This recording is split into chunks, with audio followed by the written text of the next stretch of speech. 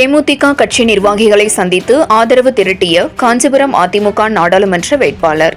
காஞ்சிபுரம் நாடாளுமன்ற தொகுதியில் அதிமுக சார்பில் போட்டியிடும் பெரும்பாக்கம் ராஜசேகர் அவர்கள் செங்கல்பட்டு மாவட்டம் மதுராந்தகத்தில் உள்ள தேமுதிக கட்சி அலுவலகத்தில் காஞ்சிபுரம் நாடாளுமன்ற அதிமுக வேட்பாளர் பெரும்பாக்கம் ராஜசேகர் அவர்கள் தேமுதிக கட்சியின் மாவட்ட செயலாளர் வழக்கறிஞர் எம் ராஜேந்திரன் அவர்களை நேரில் சந்தித்து அவர்களுக்கு சால்வை அணிவித்து ஆதரவை திரட்டினார்.